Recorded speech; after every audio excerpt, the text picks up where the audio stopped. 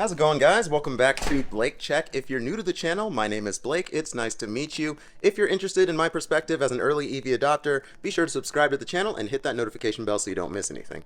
Behind me are our two electric vehicles. Over here we have my dream car, my 2018 Tesla Model 3 Performance Stealth Edition, and over here we have the star of today's show, my wife's 2023 Volkswagen iD.4 Pro S rear-wheel drive. I recently did a video with the iD.4 where I went over everything that I did to the car since we took delivery of it earlier this year, and that video included the roof box that you guys can see mounted back there on the wall. That's what we use in order to store our son's stroller whenever we need to use the rear cargo area of the iD.4 for the dogs or for luggage and stuff like that, because as you guys know, the iD.4 does not have a frunk. Now, in the comment section of that video, I got a lot of questions about how the roof box impacts range, so I thought that I would do a separate video. That's what we're doing today, going over that and testing that.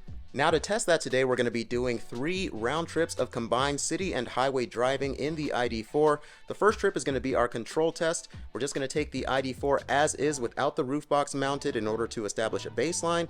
For the second trip, we're going to mount the roof box facing forwards as you normally would, and then for the third trip, we're actually going to turn that roof box around to face backwards, because I saw an article that said that doing so can actually increase efficiency over having the roof box facing forwards, because having it backwards actually enhances that teardrop shape of the car and improves aerodynamics. So after we do all 3 of those tests, we're going to compare the results, so stay tuned for that. But without further ado, let's hop in the iD.4 and get going on that first trip.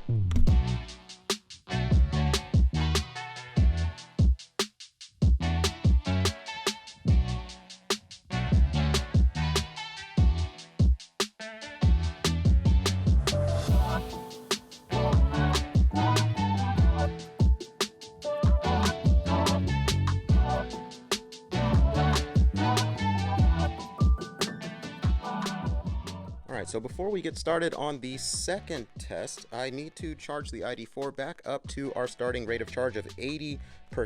In order to do that, I'm going to be using this 40 amp portable charger that was sent to me by my friends at Shockflo.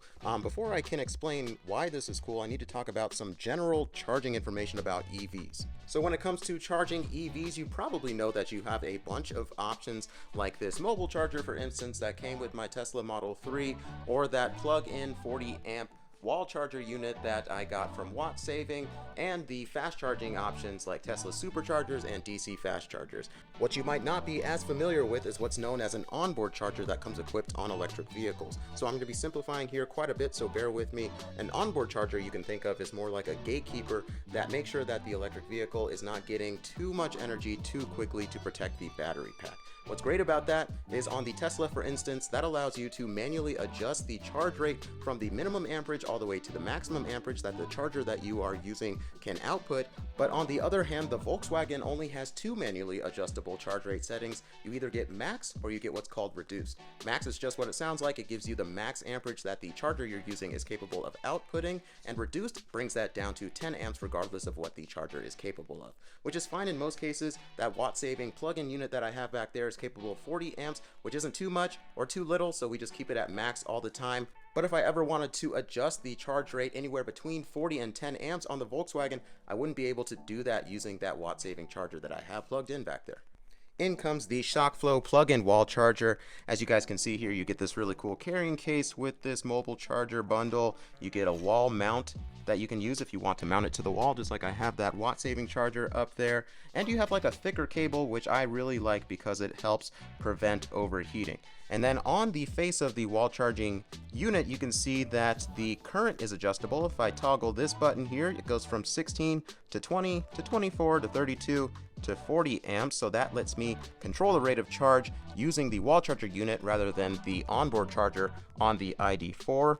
And you can also delay charge if you want to schedule your charge. Say you want to start charging at like 6 a.m. in the morning so that the car is ready for you to take off for your morning commute at 8 a.m. just for instance. So what I'm going to do next is go ahead and plug in the iD.4 so that it can be charging while I'm talking to you about the Shockflo charger, and so I can show you what this thing looks like when it's actually in use. As you can see here, when the Shockflo charger is plugged in, you get some useful charging metrics on this Apple Watch size display here on the front face. It's laughably small, but it gives you the information that you need. You get the amount of energy that you've added to your car, you get the amount of time that your car's been charging, you get the ambient temperature that's displayed in Celsius for some reason. You're gonna have to figure out how to change that to Fahrenheit since this is America. So what I think I'm gonna do is keep this mobile charging unit that Shockflo sent me in the cargo area of the iD.4, and I'll pull it out if I ever want to adjust the amperage up and down, and it'll live back there for cases of emergencies when I'm on the road and I need to charge in a pinch.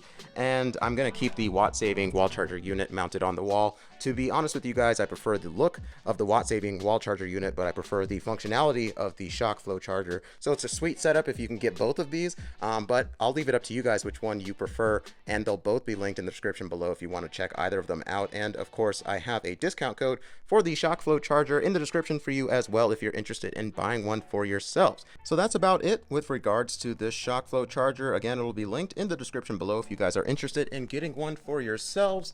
It looks like we have about 40 minutes before the car is done charging, so in the meantime I'm going to go ahead and mount the roof box back on the car for the second test.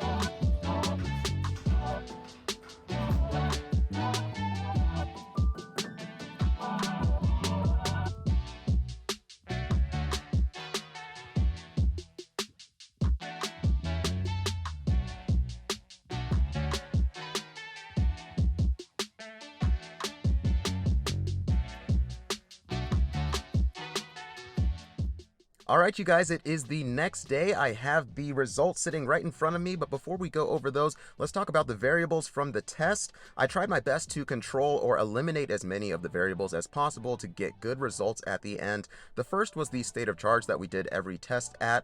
That shouldn't have that much of an effect on the data at the end, but I went ahead and started each test at 80% to try to make everything as consistent as possible. The second was the ambient heat during the day. So I decided to keep the cabin AC on at 75 degrees Fahrenheit for every single test, and I did my best to make sure that the ambient temperature outside was constant. I can't completely make sure that the temperature was going to be exactly the same for every single test, but I looked at a heat map for my area, Phoenix, Arizona, for yesterday, and it looked like it was going to stay pretty level between the early afternoon and the late afternoon, between 100 degrees Fahrenheit and 105 degrees Fahrenheit. So if you guys go back to the time lapses, you'll see the temperature outside displayed at the bottom of the screen, and as you can see, there was only about a 1 or 2 degree Fahrenheit fluctuation between those three tests, so I don't think that that would have had much of an impact on our results at the end.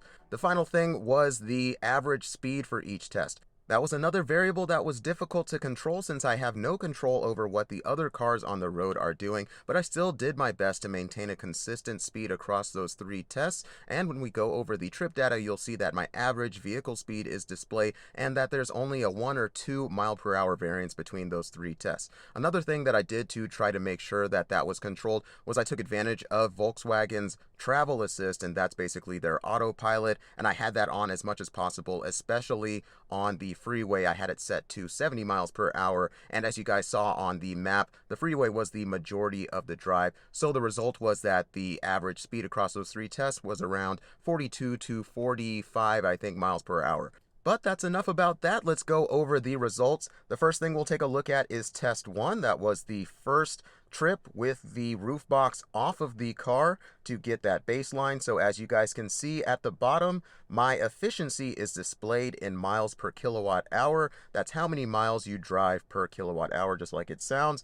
And it looks like on the first trip, the Volkswagen is getting 3.9 miles per kilowatt hour, which is actually pretty efficient for an electric SUV in this segment. So I also want you guys to take note of the average velocity for this trip. It's 44 miles per hour. Make sure to take special note of that to compare it to that of the other tests to make sure that the vehicle speed was pretty consistent across those tests. The other thing I want you guys to take a look at is the time. So that's the metric that you see in the middle with the H displayed next to it for hours. So 48 minutes for this test. It's important to take note of that so you have an idea of about how long each test took. That gives you an idea of what traffic was looking like, which is another variable that I did my best to eliminate by maintaining a consistent speed. But again, I don't have complete control over that. So the next thing we'll take a look at is test number 2. Again, the first thing I want you to take a look at is the efficiency at the bottom. So as expected, the efficiency drops when we added the roof box facing forward to 3.4 miles per kilowatt hour. That's a decrease of 12.82%. So yeah, adding that roof box facing forward as expected did have a negative impact on efficiency compared to the first test without it. I also want you guys to take note of the average speed. It was 42 miles per hour. That's 2 miles per hour slower than the first test. And the time spent on the road was 51 minutes. That's 3 minutes more than the first test. I don't think those two numbers are going to have a significant impact on our results. So I still think that data is going to be reliable and our conclusion is going to be useful information. So the last thing that I want to take a look at is the data from the third test. And the first thing that probably sticks out to you guys is that the efficiency number there at the bottom is slightly less compared to our second test. And that is a little bit surprising to me personally because I did, like I said, see that article that said that turning the roof box facing backwards would actually increase efficiency over having it facing forwards because again, it enhances that teardrop shape and improves aerodynamics. But it looks like in our test, at least in our car and with the roof box that we have, that is not going to hold true. The difference in efficiency between that and the first test was 15.38%, and the difference in efficiency between test 3 and test 2 was 2.56%. So 2.56% less efficient with the roof box facing backwards compared to the roof box facing forwards. The last thing to note from the third test is the average speed, which was 44 miles per hour, and the time spent on the road, which was 48 miles per hour. The average speed is 2 miles per hour faster than the second test, and the time spent on the road is 3 minutes less than the second test. So again, I think those numbers are consistent enough to where our data is still reliable and our conclusion can still be useful to you and to us.